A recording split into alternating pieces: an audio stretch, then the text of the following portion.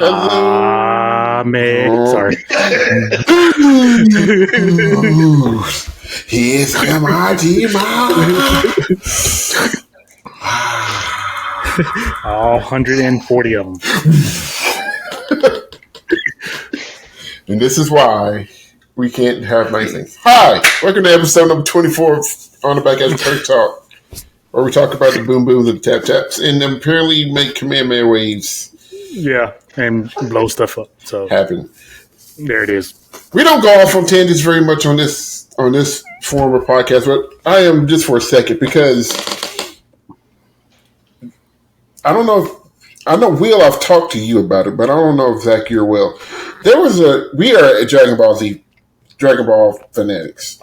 We could probably do a spin-off of On the Back Cash, just on Dragon Ball stuff. Anyway, back in the day, there was a website that had every episode up through GT on it, and you could go there and you could watch all the episodes. It also had the movies, and it also had the abridged versions, the Team 4-Star abridged versions. But you haven't seen those; those are still on YouTube. I put Will onto that a couple of months ago. Listen, I don't know if you've been watching them or not.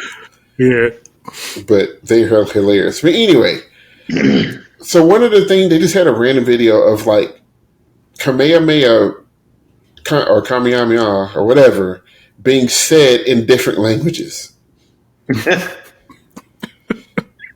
It was hilarious about how different they all were. And one of them, I forgot what language it was, but it literally started off, boo! And I was like, what is... It's like, it has been the running theme for like 10 years straight. He's on my team, and then the end of it was just like, it was like the calmest. And you get to see somebody just saying it so calmly, but this huge ass beam. Just being so nice and calm. Destruction. What? But it was one of those, I saw it because they did an animation with it, with each one. And you see it, you're like, this doesn't match at all, but it's hilarious.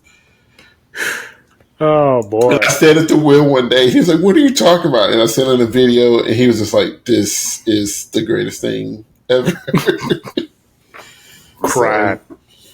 But speaking of Kamehameha waves, the Cavaliers Kamehameha Beard Bomb the entire DCI percussion community this year. Mm-hmm. Yeah, you like that segue, Zach, didn't you? Yeah.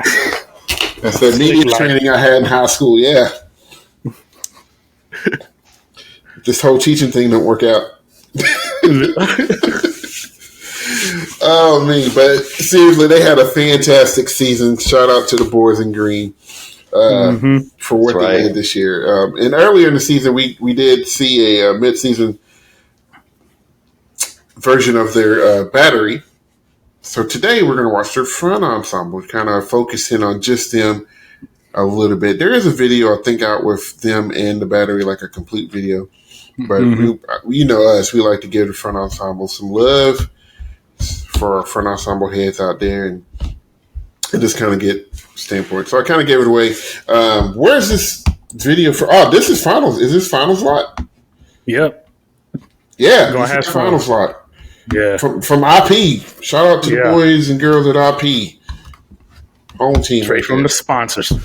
Home team. So yeah, looking forward to watching this. So we'll sit and watch this and kind of give some feedback. As always, we'll put the link to the actual video down below. If you don't know who IP is, that's Innovative Percussion. Make some of the best panelists around. I would say not a sponsor, but technically I am sponsored by them. So, but they're good stuff. Like it's really good stuff.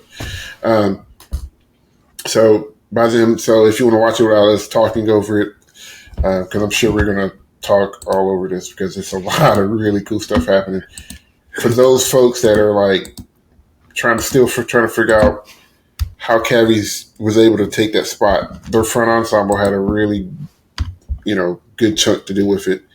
They were doing just as cool stuff as the battery was. But I thought So- percussion was just drums. I will throw you. Listen, shut this down. Oh man! We'll start it right from the beginning, so everybody should be on zeros. I'll do the countdown, and then when I say go, we'll be ready to go. So, without any further ado, Cavaliers 2023 Front Ensemble from the final slot, presented by Innovative Percussion. In 3, 2, 1, play.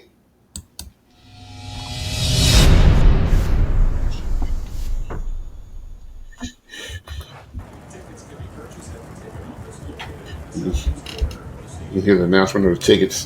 That's what I was just about to say. I love that.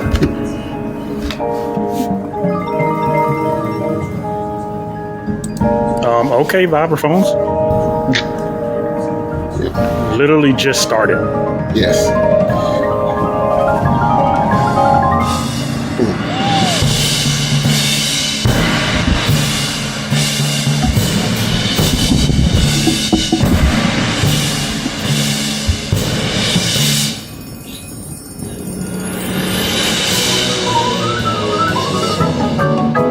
Okay.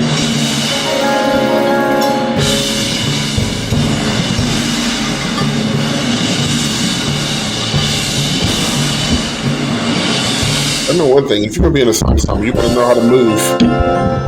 Promise. Yeah.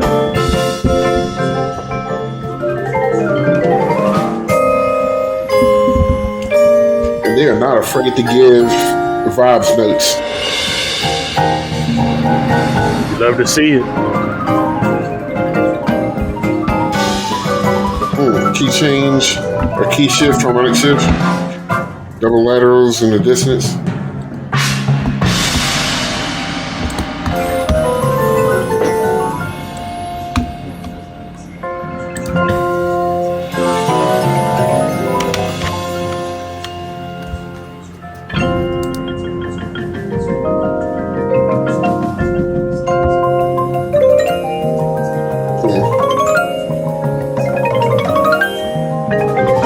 It's like some classic Cavies pit riding. Yeah.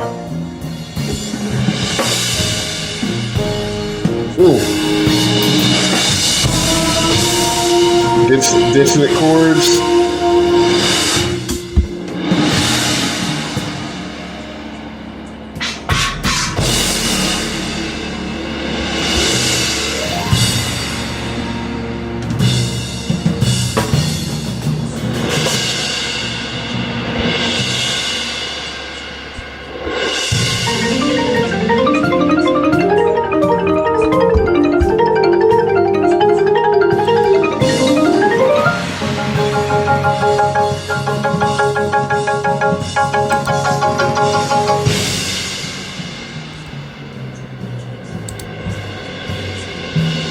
I don't think these isolated chords that fast.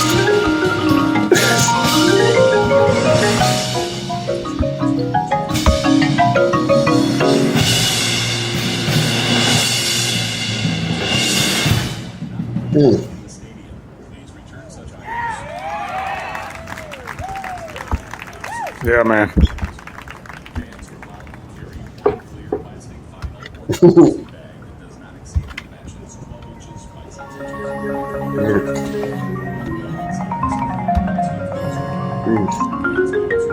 Ooh.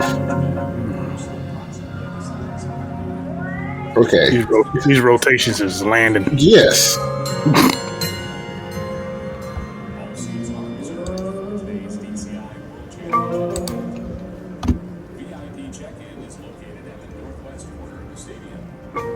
Isolated attacks. Then you alternate the rhythm to slow it down, but still isolated.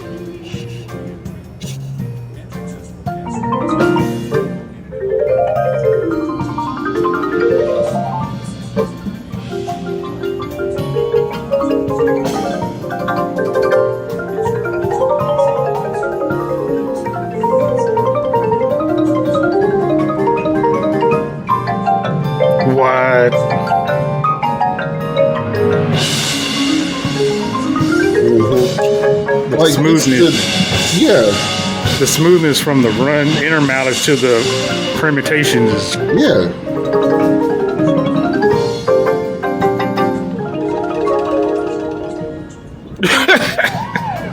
all that is split. This dumb. Golly.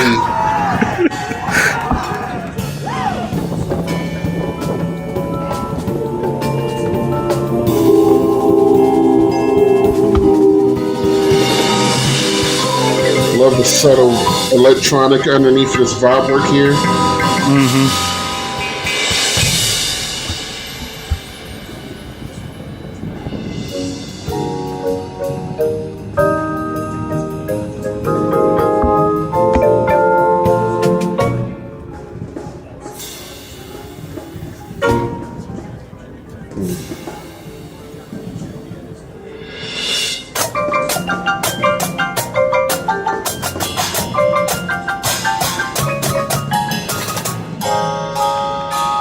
And split the, oh god. Oh yeah. Not fair.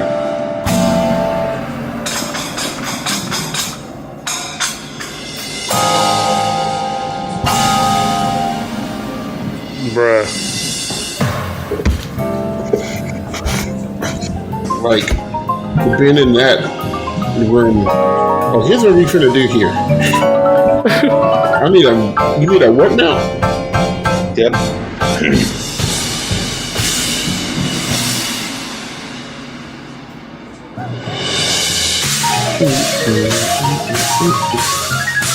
Gave the pitch a visual.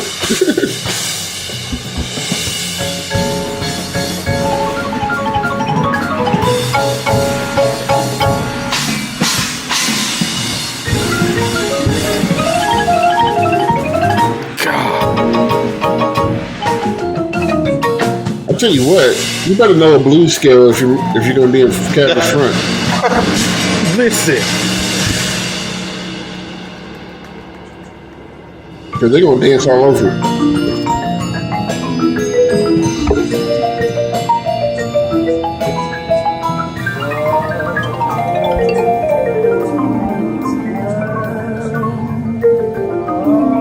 More split stuff.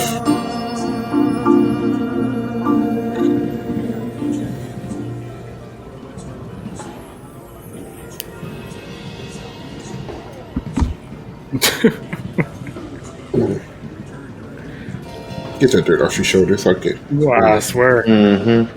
Please wipe it down.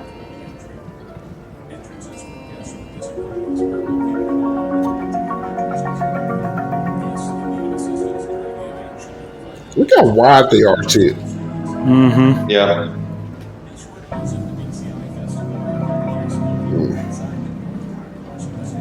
The release on that ripple.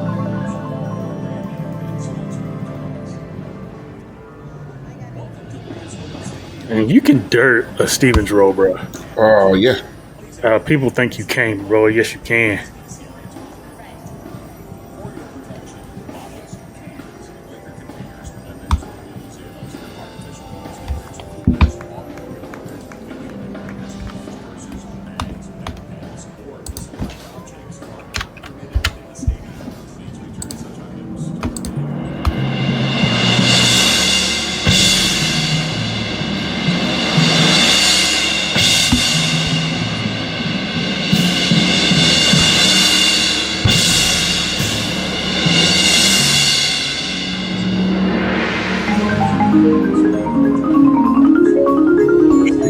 We got a little closer to the Tiffany player, but stick it here a little bit.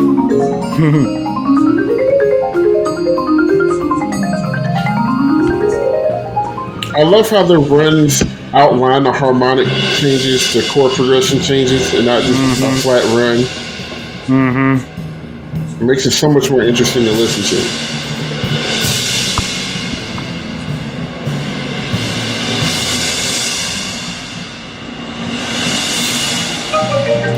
Because all these horn parts are coming back.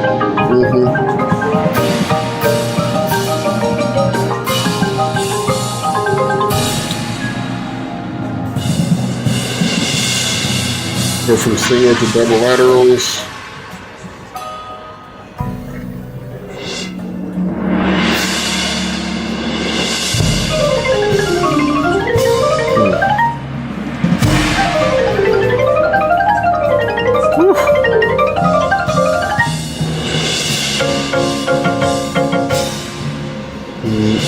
I hear timpani.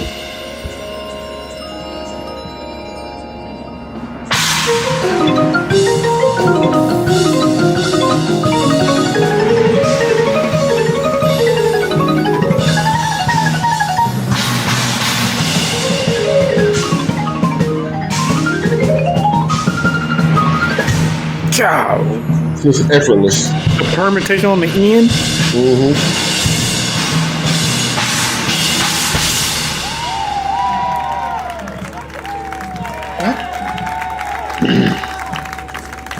Yeah. Yeah. I can't even imagine having to play all those notes. There ain't no doubt. Like, I'm trying to picture the process of learning all of that and how that works, because that's not my world. And I don't think I want any part of that. It is different. It's, being a percussionist and then just, picking up trumpet, being a band director, you think about things differently because for you guys, you can stare at the paper. Yeah. You can know, your fingers aren't, your third valve is not going to just slip away Right. and move. So if you know what buttons to press down, now your face gets slippery. And that's, that's the thing you have to have control over and facility over and things like that. For a mallet player, it's knowing scales are so important for everybody, but for percussionists particularly because any of those runs, most of the time there's some type of a scale. Like for Cavies, a lot of their runs are blues-based scales, and the harmony shifts just on the chord. So you might be playing a run that's an 8-measure run or something, but you may play 10 or 12 different blues scales because the harmonic shifts all over the place. So I know for me personally, when I play a run, I'm not thinking I have to play these 64 notes. I'm thinking I'm playing this scale into this scale into this into this into this. So they're chunking it to where it's not as big of a deal. So those guys are pretty smart. They understand how their part fits with the harmony playing behind them. And I bet that makes it a lot easier to play those notes the way that their book is written. I've always been a fan of Cavies' Front Ensemble book because it's so tonal. And it's very easy to listen to and very probably as far as easier to learn, maybe not easy to play up front, but it's easy to learn because you can hear the harmonies and stuff in the book a lot easier. Yeah, that's why I tell a lot of, sometimes I try to reason with a lot of band directors because sometimes they don't understand the people who play the most notes out of the entire band is usually the front ensemble. Mm-hmm. It's not the battery, because if you think about it, who's playing in the ballad? Not the battery most of the time. And if the ballad has to call for drum parts. If it don't, it's the front ensemble. Mm-hmm. So the front ensemble really gets zero rest. A lot of marching band shows these days start with the front ensemble. They're everywhere. They're playing all the parts. They're playing the woodwind parts. They're playing horn parts. They're playing all these extra runs, all this intricate stuff. Majority of the time, it's very arguably to say that the front does play the most notes out of the band. And I know for me, I teach a lot of times. I stress to the kids, I was like, you got to have memorization of what the keyboard is. Because a lot of times I know you mentioned, when you're playing trumpet or you're playing a horn, you get to look at that page like that. You get to look at your music like that. With front ensemble, you got to do a lot of memorization quick on spot sometimes because you don't get that luxury of being able to just look at the page and just play. So there's lots of skills that help with understanding the keyboard, the width. Okay, the further I keep going up, the smaller the key is going to get. You know what I'm saying? And you train them like that, and they understand that my hand is not going to go so far apart when it gets higher, it's going to get smaller. So I can use this. But when it gets to the lower end, I got to think a little bit wider or this, that, and other. And a lot of directors, they don't get that. That's like, I don't think y'all understand what's happening back here in this band room. Like what they're going through to figure this out. And there's like, why don't you know this? Blah, blah, blah. It's like, y'all have 2 notes in one measure to R80. It's like, it's crazy. It's not even comparable sometimes. So it can get like intimidating, but a lot of stuff, like Sid said, when you know your skills, it helps with those type of runs. So when a run does come, you say, oh, okay, it's this scale. Oh, okay, it's that, or I just got to do this, or I got to do that. To me, your hard stuff comes when you got to do such certain type permutations, or you're skipping. Like if you notice how Cavies are just jumping all over the board, you got to be able to see the note at the low end, see the note at the high end. You got to be able to do the octaves. You got to do all this kind of stuff, close in and out of the malice. It's a lot of handwork. It's a lot of eye movement, head movement, body movement. You don't stop, because I tell people all the time, a lot of people, they get in my percussions, they think they just gonna stand still. Sorry. You're gonna be in my perk, in my front, you gonna move. Yeah. Because a lot of kids think that. They think just because you're in the front of something, you don't really do nothing. You just get to stand there. No, you don't. You're gonna wish you could march. Yeah. More than likely. You're gonna wish you could have marched. Yeah. But couple of things I noticed about the Front Ensemble was, one, the vibes played probably a lot more than your typical vibes do. Yeah. In DCI, like they basically were playing the marimba book for the most part. I love how they started the show with them. Yeah, a lot of their hard stuff from the Front Ensemble, from a mallet standpoint, everybody was playing. Vibes were playing it as well as the marimbas, and sometimes you don't see that. Sometimes they just give the hard stuff to the marimba book, and I think in that ensemble you could have switched them out. They all could have played a different mallet instrument, and you would have got the same result. So I think that was a strength to advantage that they probably did over some other groups.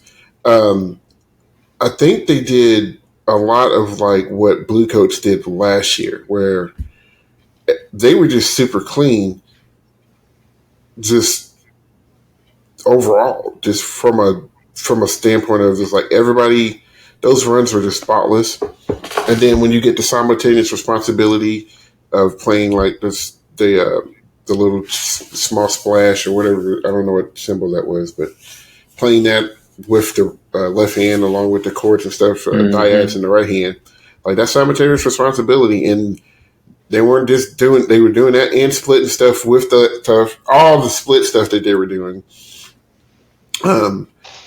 Dissonant, permit, double laterals and all that stuff, stretching out octaves on each hand. It's like, there's a lot of stuff in there. And I think some people might have thought it was a lot easier than what it was, because one, they made it look easy, and two, it was very tonal. It made all that stuff they were doing make sense, and it just made it look so easy.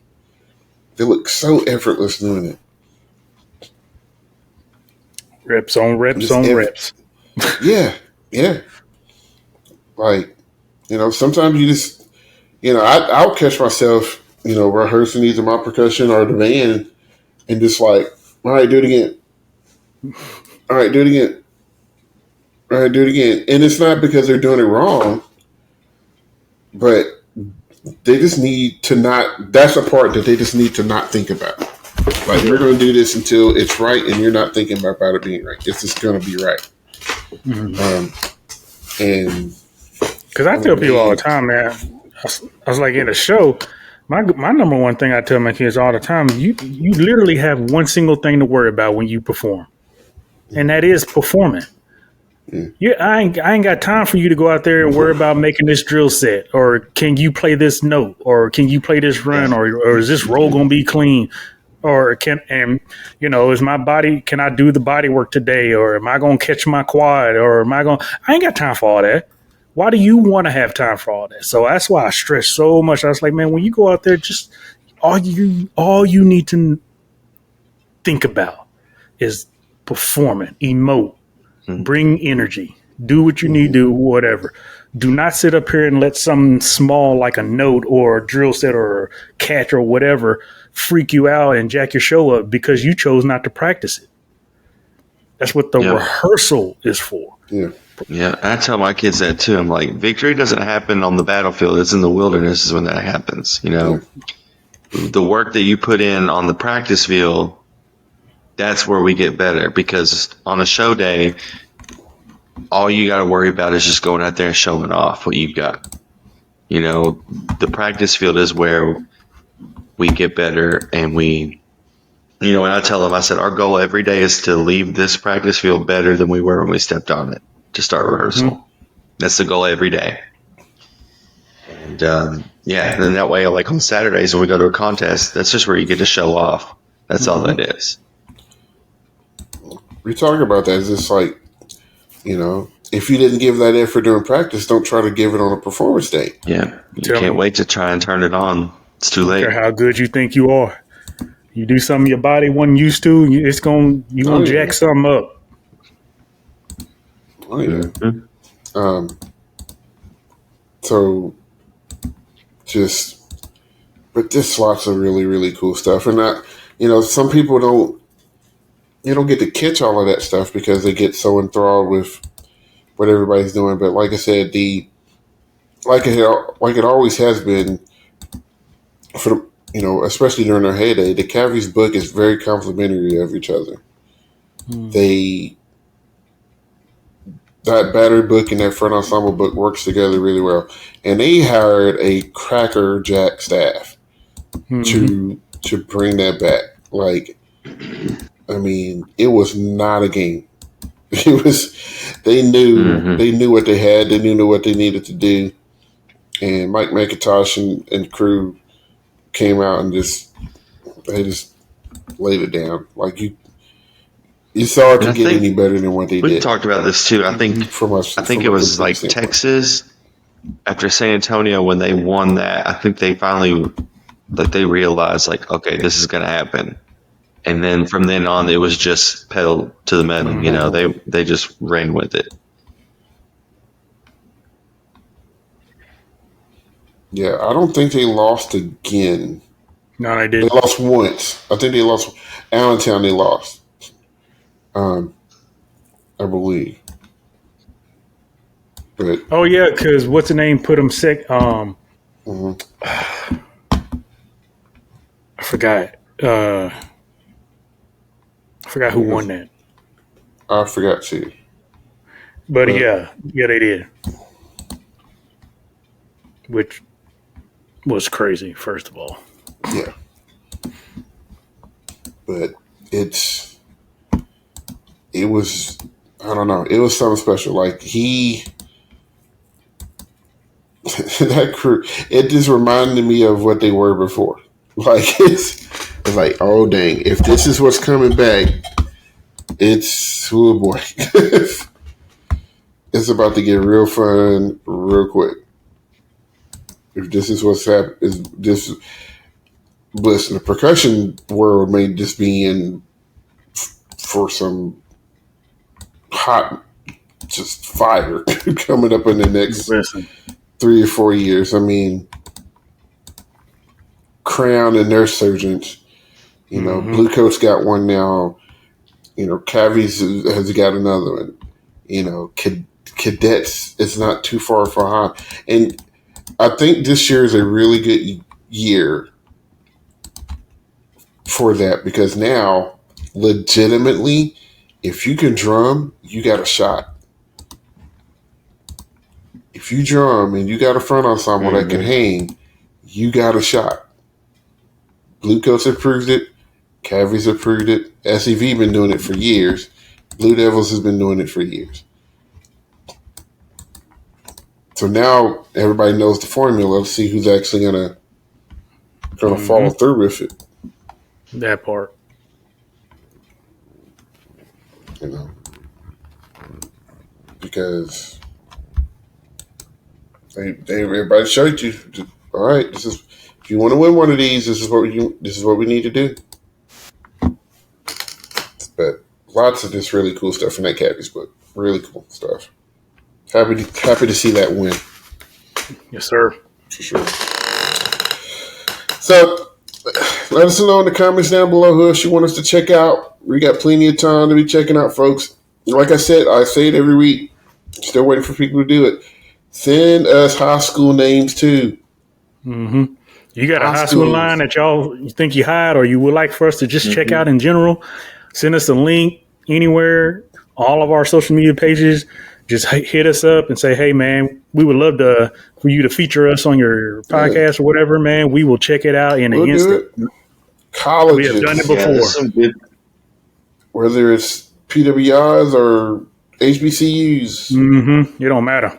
You know, DCA. I mean, there's some hot DCA stuff out there, too. Oh, who was that I was watching the other day? I was like, oh, golly. They trying to win world championships. With this drum line. Like, we want to see it all. We want to do it all. Whatever it is. Like I said, if you got an elementary or phone problem, I'll watch some kindergartners play William. I don't care. Listen, these days. Drummond's drum. Concert percussion ensemble stuff, too. Like, we've done Fishers a couple of times. Yeah. So, we're here for all things percussion. Pageantry arts. So, if you want to hear. So, if you already got nothing else, this is Zach and Will. And said, episode 24, Go Kobe. Per talk, we got some more coming. That hot fire.